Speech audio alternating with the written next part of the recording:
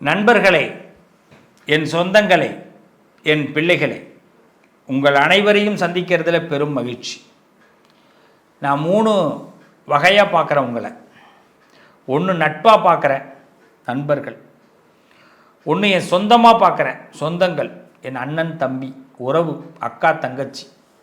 இன்னொன்று என் பிள்ளைங்க பொண்ணு பையன். இந்த 3 உறவு.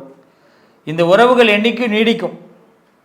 இந்த உறவுகள் என்றைக்கும் எதிர்பார்க்காத உறவாக நான் வைத்துக்கொள்வேன். கவலைப்படாதீங்க. நீங்கள் உங்கள்கிட்ட நான் எதையும் எதிர்பார்க்கல, அன்பை மட்டும் எதிர்பார்க்குறேன். நீங்கள் நினைக்கிற வழிகாட்டுதலை நான் கொடுக்குறேன். கடவுளுடைய அருளால், அபிராமியுடைய அருளால். அந்த அபிராமி நம்மளை கனெக்ட் பண்ணுவான். நம்மளை ஏதோ ஒரு விஷயத்தில் கனெக்ட் பண்ணுவோம். கவலைப்படாதீங்க. நீங்கள் எப்பயாவது உங்களுக்கு ஒரு சங்கடம் வருது, வருத்தம் வருது, மனசில் ஒரு சங்கடம் வருது, பேஜாராக இருக்குப்பா மனசு, ஒரு வழி கிடைக்கலப்பண்ணா என்னுடைய வீடியோ உங்கள் கண்ணுக்கு வந்துடும். எளிமையான ஒரு வழி, நான் தேடுற ஒரு விஷயத்தை நான் அடையணும் அப்படின்னு நினைக்கும் போது என் வீடியோ உங்கள் கண்ணுக்கு வந்துடும். நான் உங்கள் கண்ணுக்கு வந்துடுவேன், நம்புங்க. நம்ம அவ்வளோ சீக்கிரமாக சந்திக்க முடியாது, அதான் ஒன்று. சந்திக்கிற காலத்துக்கு பிறகு நமக்கு நடக்கிற பெரிய சங்கடங்கள் மாற்றி அமைக்கப்படும். இது உண்மை. அவ்வளோ சீக்கிரம் நம்ம சந்திக்க முடியாது. சந்திக்கிறதுக்கு பிறகு உங்களுக்கு பெரிய சங்கடங்கள் மாற்றி அமைக்கப்படும். அப்போ நீ கடவுளான்னு என்னை கேட்டுறாதீங்க. கடவுள்லாம் இல்லை. நான் உங்கள் சொந்தம், உங்களுடைய அப்பா, உங்களுடைய நண்பன். இதுதான், இந்த உறவு தான் எனக்கு. அப்போ எப்படி இது நடக்குது? அதை கனெக்ட் பண்ணுறது அபிராமி தான். அந்தாதியில் அபிராமி பட்டர், அந்தம் ஆதி, அவளுக்கு முடிவும் இல்லை, ஆரம்பமும் இல்லை. அப்படிப்பட்ட அந்த அந்தம் ஆதிக்கு உடைய அந்த அபிராமி என்னுள் இருக்கிறாள். நான் பார்க்குறேன், நான் பேசுகிறேன். அவள் உங்கள்கிட்ட பேசுகிறதுக்காக என்னை வழிகாட்டுவான். உங்களுக்கு இருக்கிற மனப்பிரச்சனைகள் எதுவாக இருந்தாலும் நிச்சயமாக இந்த வீடியோ பாருங்கள். இந்த வீடியோவை நீங்கள் பார்க்குற நேரம் அந்த மனப்பிரச்சனைகளுக்கு ஒரு மாற்றம் ஏற்படும். சில பேர் சொல்லுவாங்க, நான் பார்க்குறேங்க ஆனால் ஒன்றும் மாற்றம் இல்லை அப்படின்னு. முதல்ல நிம்மதி கிடைக்கும். அந்த நிம்மதி தொடரும் போது மாற்றம் ஏற்படும், புரிதல் ஏற்படும். நிம்மதி தொடர்ந்தால் புரிதல் ஏற்படும். முதல்ல நிம்மதி கிடைக்கும், அப்புறமா புரிதல் ஏற்படும், அப்புறமா மாற்றம் ஏற்படும். எடுத்தோன்னே மாறிட்டு அப்புறம் என்ன கடவுள்? ஒரு விஷயத்தை நல்லா தெரிஞ்சுங்க. இந்த உலகத்தில் ஒரு மனிதனுக்கு கெட்டது நடக்குதுன்னா, ஒரு மனுஷனுக்கு ஆக்சிடெண்ட் நடக்குது, ஒரு மனிதனுக்கு தப்பான உறவுகள் அமையுது, ஒரு மனிதன் கடலுக்குள்ளே போய் சிக்கிறான், ஒரு மனிதன் வேதனைப்பட போகிறான், ஒரு மனிதன் வெற்றியை இழக்க போகிறான். நான் சொல்கிறது எல்லாம் தோல்வி சம்மந்தமாக முதல்ல சொல்கிறேன். ஒரு மனிதன் கடுமையான கஷ்டத்துக்குள்ளே போகிறான், ஒரு மனிதன் வேதனைப்பட போகிறான், துக்கத்தை அனுபவிக்க போகிறான், மனிதர்களை இழக்க போகிறான் அப்படின்னா முதல்ல தெரியறது கடவுளுக்கு மட்டும்தான். நீங்கள் கும்பிட்ற தெய்வத்துக்கு தான் முதல்ல தெரியும் அது. நீ கஷ்டப்பட போகிற அப்படின்னு, நீ வருத்தப்பட போகிற, வேதனைப்பட போகிற, சோத்துக்கே சிங்கி அடிக்க போகிற, காசு பணம் இல்லாமல் கஷ்டப்பட போகிற, உறவு இல்லாமல் நடுத்தரில் நிற்க போகிற, எப்படி வேணாலும் வச்சுங்கோ. இதுமாதிரி வார்த்தையெல்லாம் நீங்கள் என்கிட்டேருந்து கேட்டிருக்கவே முடியாது. ஆனால் அந்த வார்த்தையை நான் சொல்கிறேன்னா அதில் அர்த்தம் இருக்குல்ல. கொஞ்சம் ஸ்கிப் பண்ணாமல் பாருங்கள். இது வலி உள்ளவர்கள் மட்டும் பார்க்கக்கூடிய விஷயம். பார்க்கலாமா? ஏன் இவ்வளோ ஒரு அபத்தமான வார்த்தைகளை பேசினேன்? இப்போ நான் கூலாகணுமா இல்லை நான் உங்களை கூல் பண்ணணுமா? நான் கூலாயிட்டேன். நான் இப்போ உங்களை கூல் பண்ணுறதுக்கு தான் முதல்ல ஒரு அபத்தமாக இவ்வளோ வார்த்தைகளை பேசியிருக்கேன். நான் பேசவே மாட்டேன், ஆனால் இவ்வளோ வார்த்தையில் பேசியிருக்கேன்னா இதெல்லாம் நம்ம சந்திச்சுக்கிட்டு இருக்கோம். இது கடவுளுடைய துணை இல்லாமல் நடக்கலை. பாரத கதையில் திரௌபதியுடைய புடவைய துச்சாதனை துயிலுரிக்கிறான். கிருஷ்ண பரமாத்மாவுக்கு தெரியாமையா இது நடக்க போகுது? சகுனி தன்னுடைய பகையை தீர்த்து கொள்வதற்காக தன்னுடைய பகையை பஞ்சபாண்டவர்களை சூதாட்டத்துக்கு அழைக்கிறான் துரியோதன மூலமா. இது கிருஷ்ணனுக்கு தெரியாமையா இருக்கு? இத்தனைக்கும் கிருஷ்ணன் அவனுக்கு நண்பன், சொந்தக்காரன், தெரிஞ்சவன். என்னங்க எல்லா விதத்துலேயும் கிருஷ்ணனுக்கு தெரிஞ்சு, கடவுளுக்கு தெரிஞ்சுதாங்க எல்லாமே நடக்குது. அது பாரத கதையாக இருக்கட்டும், ராமாயணமாக இருக்கட்டும். அடுத்தவன் பொண்டாட்டியே ஆசைப்படுறான் சார். அவ்வளோ பெரிய ராஜ்யத்துக்கு அதிபதி, ரொம்ப நல்ல மனுஷன் சார், பல பவர் கொண்டிருக்கிறவன், அவனை அழிக்கவே முடியாது. ஆனால் கடவுளுக்கு தெரியாமையா இது நடக்குது? ராமனுக்கு தெரியாமையா நடக்குது? எல்லாமே தெரியும். அப்புறம் ஏன் அவங்கெல்லாம் ஹெல்ப் பண்ணலை? விதி, கர்மா. இந்த உலகத்தில் நீ கஷ்டப்படுறன்னா, நீ வருத்தப்படுறன்னா, நீ அழறினா, அது ஒன்னால் ஏற்படுத்தப்பட்டது.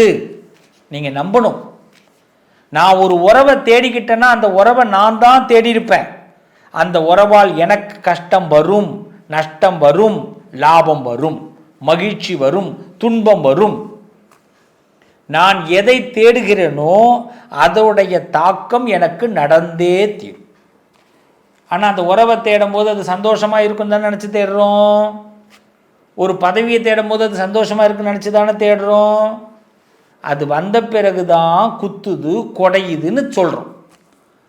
ஏற்கனவே குத்துதுன்னு தெரிஞ்சால் எவனாவது சேருவோமா? தேட மாட்டோம். குடையுதுன்னு தெரிஞ்சால் தேடுவோமா? தேட மாட்டோம். நம்புகிறோம், ஆசை விடலை. ஆசை ஆசை. அப்போ கடவுள் பார்க்குறார், எல்லாம் தெரியுது கடவுளுக்கு.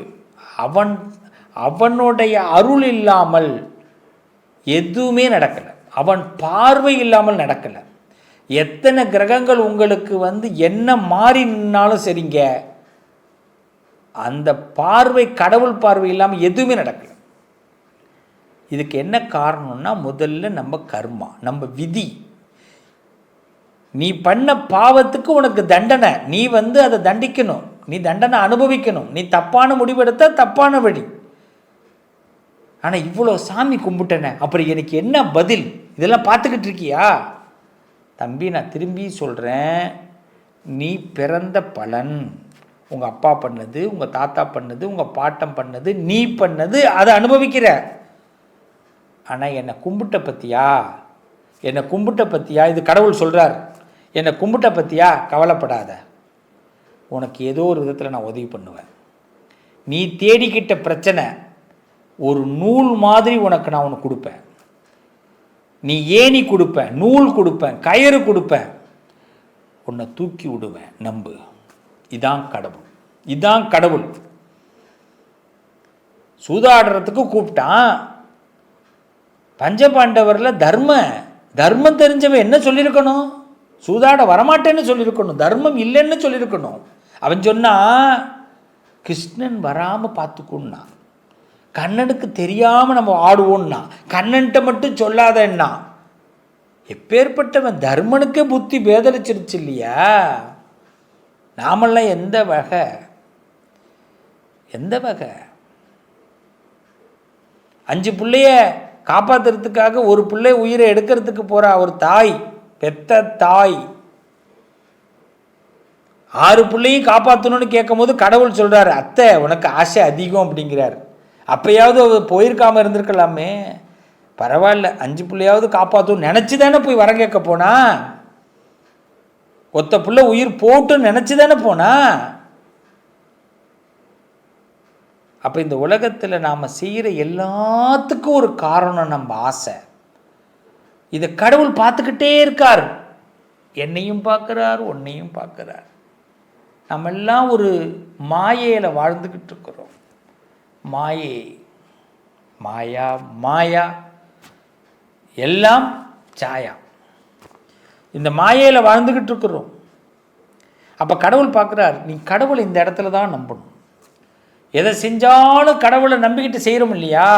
அப்போ பார்க்குறாரு, கர்மாவில் நீ உள்ளே போகிறடா. இவன் யாருடா, இவன் சொல்கிறத கேட்காம இவ்வளோ லட்சத்தில் கார் வாங்குறான், இவ்வளோ லட்சத்தில் வீடு கட்டுறான், சொல்கிறத கேட்க மாட்டேங்கிறான், பிஸ்னஸ் ஆரம்பிக்கிறான், ஐயோ இவன் லாஸ் ஆகுவானேன்னு கடவுள் கையை பிடிச்சி கசக்கிக்கிட்டு இருப்பார். லட்சக்கணக்கில் வீடு கட்டுறானேன்னு கசக்கிக்கிட்டு இருப்பார்.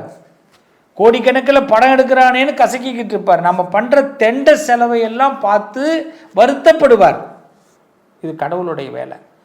நாம் கும்பிட்டதோடைய விளைவு தோக்க போகிறோம், தோத்த பிறகு கையில் கொடுப்பார் ஒரு கயிறு, மீண்டு வந்து தொலை, மீண்டும் நான் உனக்கு நல்லது செய்கிறேன். சகோதரர்களே, நண்பர்களே, கடவுள் கைவிட மாட்டார். ஆனால் விதிப்பலன் நாம் சில நேரங்களில் மண்ணை கவ்வுவோம். மண்ணை கவ்வினாலும் தலை தொங்கினாலும் மீண்டும் இறைவன் நம்மளை தூக்கி விடுவான். நம்பிக்கையோடு இருங்க, எல்லாரும் நம்பிக்கையோடு இருங்க. உங்கள் நம்பிக்கையை விட்டுடாதீங்க. காலச்சக்கரம் உங்களுக்கும் நிச்சயமாக திரும்பும். இது நம்புங்க. இது நமக்கு புராணங்கள் சொல்லி கொடுத்துருக்கு. மனசில் பலம், கடவுளை நம்புங்க. இனிமேல் இதுவரைக்கும் எது நடந்தாலும் பரவாயில்ல, இப்போ நாம் நம்புகிற ஒரே வார்த்தை, கடவுள் இருக்கிறார், என்னை காப்பாற்றுவார், கடன்லேருந்து என்னை காப்பாற்றுவார், கஷ்டத்துலேருந்து என்னை காப்பாற்றுவார். இத்தனைக்கும் காரணம் நான் தான், நான் தான், நான் தான். யார் ஒருவன் கடவுள்கிட்ட மன்றாடுகிறானோ, யார் ஒருவன் கடவுளுடைய காலடியில் விழறோமோ, நம்மளை கடவுள் தூக்கி விட்டுருவார். கடவுள் ஏமாற்ற மாட்டார். நம்புங்க குழந்தைங்களா, நம்புங்க பிள்ளைங்களா. உங்கள் ஊரில் கோவில்கள் இருக்கும். நீங்கள் தயவு செய்து வெளியூர்லாம் தேடி தேடி தேடி கோயிலுக்கு போகாதீங்க. உங்கள் ஊரில் இருக்கிற கோயில்களுக்கு முதல்ல போக ஆரம்பிங்க. உங்கள் ஊரில் இருக்கிற சாமியை முதல்ல பாருங்கள். உங்கள் வீட்டில் இருக்கிற சாமியை ஃபஸ்ட்டு பாருங்கள். உங்கள் ஊரில் இருக்கிற சாமியை முதல்ல பாருங்கள், அப்புறமா வெளியூருக்கு போகலாம். இந்த கோவிலை கும்பிடுங்க, இந்த கோவில்களை திருப்திப்படுத்துங்க, கோயில்களை வளம் பார்க்குங்க. உங்கள் வீட்டில் தெய்வ கடாட்சத்தை கொண்டு வாங்க. கடவுள் நிச்சயமாக உங்களுக்கு இந்த பிரெயினில் அருமையான பிளான் பண்ணி கொடுப்பார். உங்களை கைவிட மாட்டார். நம்புங்க, நல்லது நடக்கும். இந்த சகோதரன், இந்த தந்தை, இந்த நண்பன் உங்களோடு இருப்பேன்.